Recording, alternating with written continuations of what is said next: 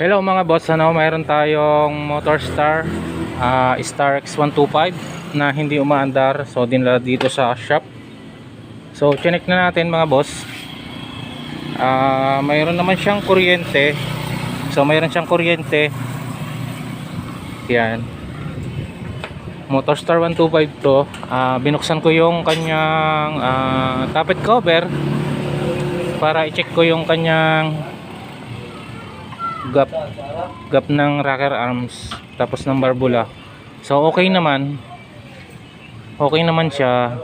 So ang napansin ko guys, eto tignan nyo to, ito yung napansin ko mga boss. Pag iniikot ko tong crank nya, yan o, napakalambot lang. So wala siyang compression. Dapat yan mga boss, mga kaibigan, mahigpit, lumalaban siya. Yun, kapag kaganyan yung motor nyo mga kaibigan, mga boss, pag malambot yung compression, so pag pinihit nyo to malambot, ang una nyong pagdududahan na sira nya is yung barbula. So andito yan sa ilalim. Ito yung barbula na to. Kailangan tanggalin yung head, then kailangan ilapat yung barbula. So ano pa yung ibang way para ma-diagnose kung singaw yung barbula niya? Ganito yun guys. Ang gagawin nyo, tanggalin nyo yung spark plug. Ayan, tanggalin nyo yung spark plug. So kapag nakatanggal nyo yung spark plug, sipaan nyo siya habang dinidianan nyo yung butas na to. Kailangan pag sinipa nyo, pumuputok. May malakas na hangin na pumuputok. Pero pag wala, mahina, ibig sabihin singaw siya talaga. Yan, katulad yan. Meron naman sumisingaw pero mahina lang. So yan mga boss, dahil singaw nga yung kanyang barbula, ang gagawin natin is tatanggalin natin tong kanyang cylinder head. So tanggalin muna natin tong mga tangke, yun yung upuan, para mabilis natin matanggal tong cylinder head. So ayan na mga boss, natanggal na natin yung kanyang tangke. Then sunod natin tong tambucho, saka tong carburetor, tsaka yung kanyang brace, tanggalin natin. Ayan mga kaibigan, natanggal na natin yung carburetor at saka yung tambucho. So isusunod natin tong rocker arms, 12 lang to, hanggang dun sa loob puro 12 to. So kailangan lang mayroon kayong socket para hindi mabilog yung tornilyo. So tanggalin natin.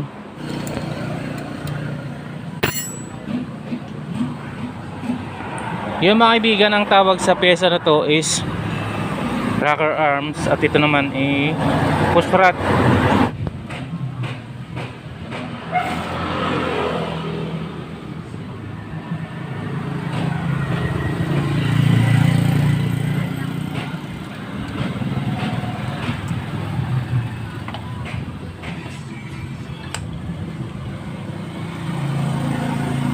So ito mga boss yung kanyang push rod.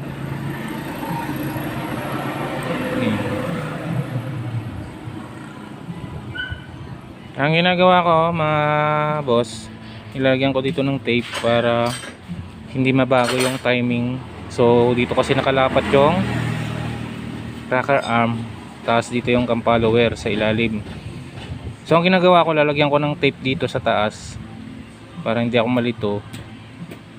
O yan, yung mas maiksi sa bandang kanan or yung mas mahaba sa bandang kanan, tapos dito ko lalagay yung tape.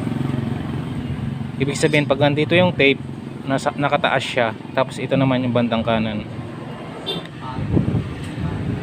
So ganito mga boss, yan, para hindi kayo malito. So ang purpose nito is nakalapat na kasi to sa rocker arm, so hindi na siya lalapat kasi nakalapat na siya. Yan. Okay, tanggalin natin yung apat na 12. Gamit ulit tayo ng socket.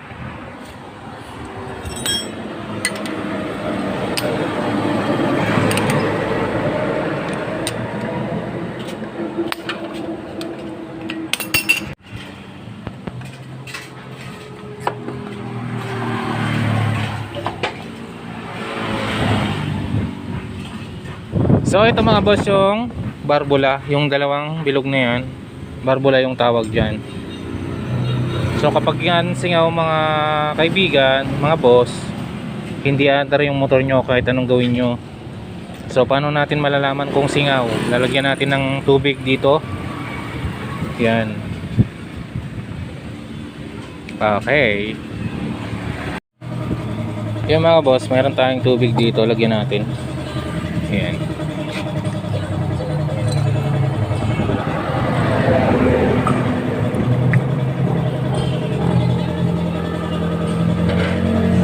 So walang singaw yung intake. Yan, try natin yung exhaust.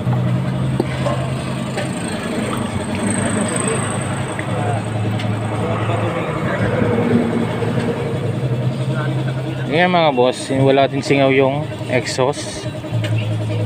Wala din singaw yung intake. Bakit kaya malambot yung kanyang compression?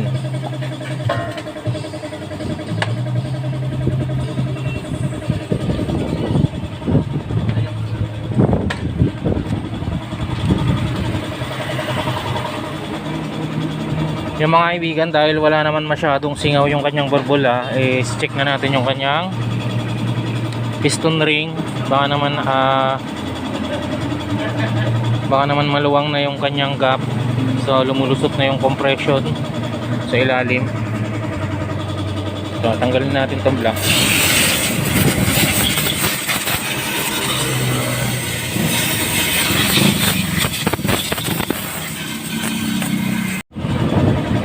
So ito siya mga kaibigan, puno ng tinga yung kanyang ring. Ayan, parang nato yung langis. Ayan, lumulusot na yung langis dito sa kanyang ring, napuno na ng tinga. Kaya siguro hindi na hindi na maayos yung compression. Tapos namakat na din yung kanyang retainer. Okay mga boss, sinukot natin yung gap ng piston ring, then okay pa naman. Ang gagawin na lang natin, linisin natin tong piston kasi napakadumi. Ayan o. Tapos pakat yung kanyang oil ring. Ayan, linisin natin. Then regrind din natin to. Regrind din natin para lumapat yung barbula. Kahit hindi natin nakita na may singaw, kailangan din natin i-regrind yan para umayos. Okay mga boss, diba kanina nilagyan natin ng tubig at walang lumabas na tubig dito sa kanyang valve. So hindi rin pala accurate na strategy. So nakita natin yung barbula niya talagang madumi. So kailangan niya talaga ng linis. Ayan, napaklas natin ngayon. So ayan guys, oh. Kanina siguro nakapagsarado siya na mabuti. Tapos ito, tingnan natin yung exhaust. Napakadumi ng exhaust. Hindi siya mabunot. Ayan, tingnan nyo guys yung exhaust. Ayan, oh. Napakaitim ng exhaust, hindi ko mabunot. Yan. So wala naman siyang sira mga kaibigan. Ito lang, i-regrind lang natin to, hasain, ilalapat. Then ito lilinisin. Okay pa naman yung kanyang compression ring. Tapos ito namakat yung sa oil ring, saka yung retainer nya, lilinisin lang natin. So under na to mamaya. Tsaka yung barbula.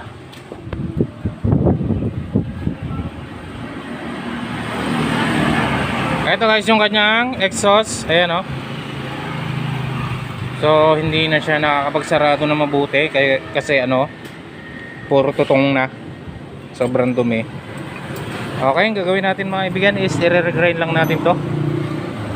So linisin muna natin, tapos i-regrind, palitan na rin natin ng valve seal kasi maluwag na. So mga kaibigan, maglalapat tayo ng barbula So yan, nakita nyo kanina mga ibigan, mga boss, nilagyan natin ng tubig pero wala namang tumagas dito. So hindi yun batayan mga boss. At ayan na nga, kanina ay binaklas natin. So nakita natin na madumi yung barbula. So kaninang nilagyan natin ng tubig is nakalapat lang siya mabuti. Alam niyo mga boss, pag umaandar to, umiikot din to ng konti-konti. So pag natapat siya sa yun, pag natapat yung dalawang madumi itong kanyang valve seat, tapos madumi rin yung barbula, yun, dun siya sumisingaw. Kaya hindi siya andar agad. So ang gagawin natin, lalapat natin ngayon. Yan. Iba-valve lap natin. So gagamit tayo ng ito, grinding compound to mga boss, yung tawag. Yan. So nabibili to sa mga auto supply. Dalawang klase to, yung isa for finishing. Ito for finishing, yung isa mas magaspang. Pero ito yung gagamitin natin for finishing. Fine lang to, hindi siya masyadong magaspang. Mayroon tayong barena dito, so mayroon yan goma sa dulo na pabilog. Ayan.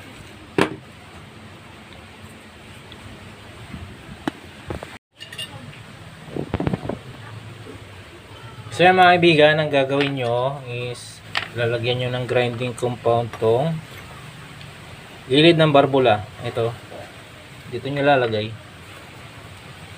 Yan.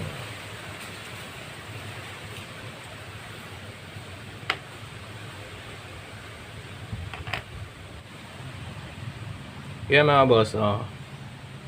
Ilagyan natin ng grinding compound yung ating barbula. Tapos lalagay natin ulit dito.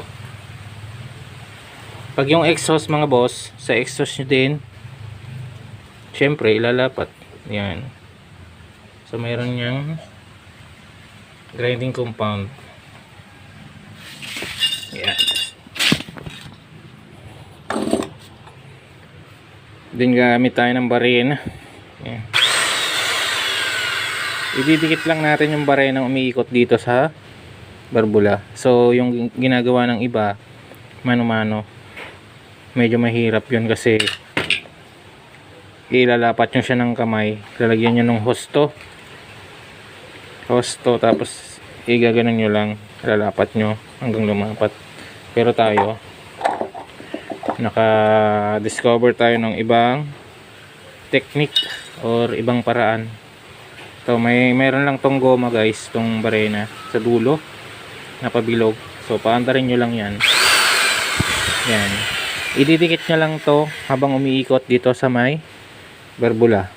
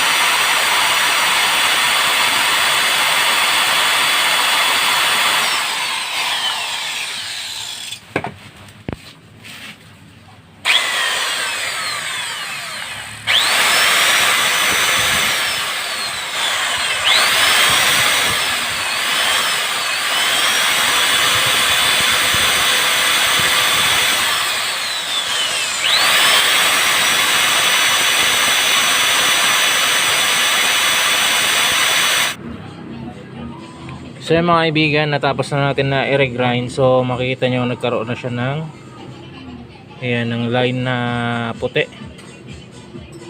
Yan, ito na yung pagkaka-valve lap nya. Ayan o. So makikita nyo yung barbula, mayroon na din siyang ayan, line na puti. So nakalapat na yan guys. Hindi pa kasi natin nalilinis to. So lilinisin muna natin to bago natin kabit.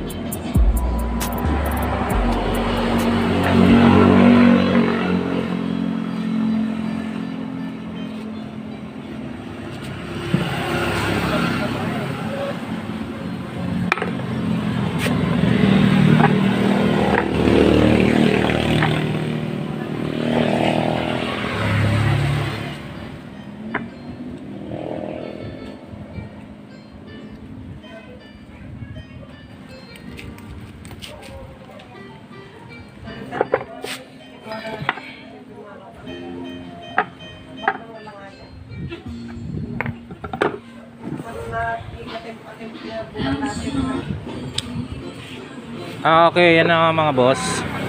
Naabit na natin yung valve block. So, ganun lang ginamit natin.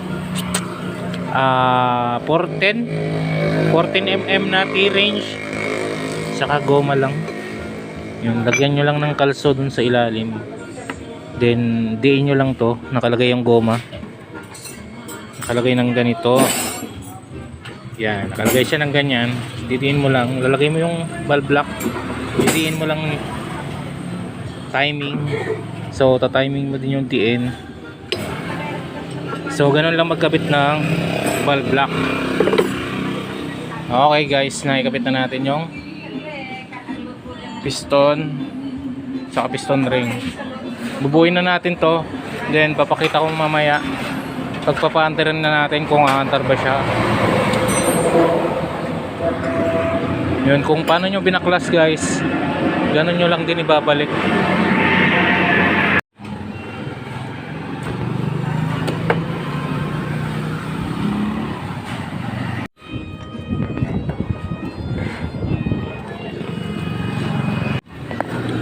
Yan mga boss, nalagay na natin yung block saka yung head.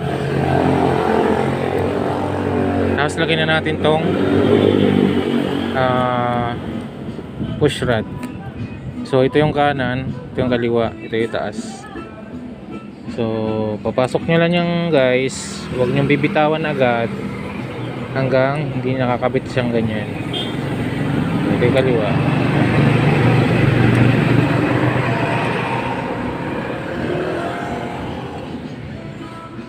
Siya nakakabit na sa cam follower.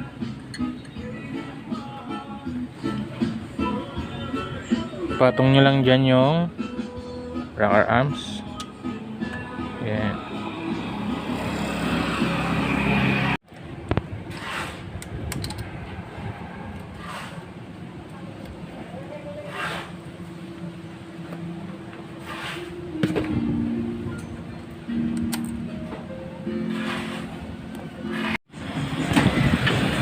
Yun mga kaibigan, check nyo to.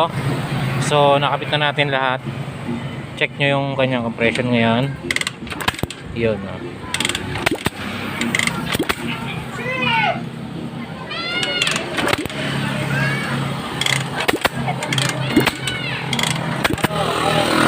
Narinig nyo yun mga kaibigan. So malakas na yung kanyang compression. Okay mga boss, nakabit na natin lahat yung cylinder head. Tapos yung ginawa natin na ayun, nirepress natin yung barbula kasi nga madumi na siya at wala siyang compression kanina, so natapos na natin. Try natin paandarin siya ngayon. Okay.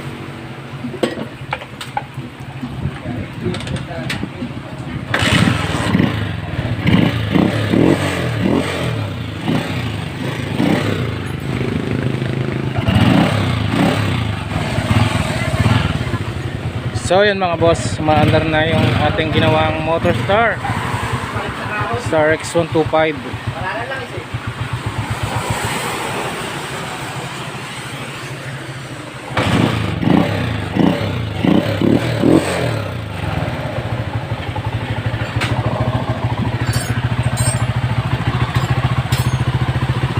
Okay mga boss, so ganun lang gagawin nyo. Ganun lang gagawin nyo pag malambot yung compression ng inyong motor. Kumbaga mahirap paandarin or hindi nyo na mapaandar. Tapos nakita nyo may kuryente naman, check nyo yung compression. So try nyo sipain or ikutin nyo yung kanyang crank kung malambot na. Ganun lang gagawin nyo mga kaibigan. So dito na nagtatapos mga kaibigan yung ating video. So maraming salamat sa inyong pagsubaybay sa ating channel. Yun mga kaibigan, pag di pa kayo nakapag-subscribe sa ating channel mga kaibigan ay mag-subscribe na kayo, then hit nyo na rin po ang ating notification bell para lagi po kayong updated sa mga video natin. I-upload pa. Ayan, lakas ng ulan, no? So meron pa tayong gagawin mga boss na TMX 155, hindi rin umaandar.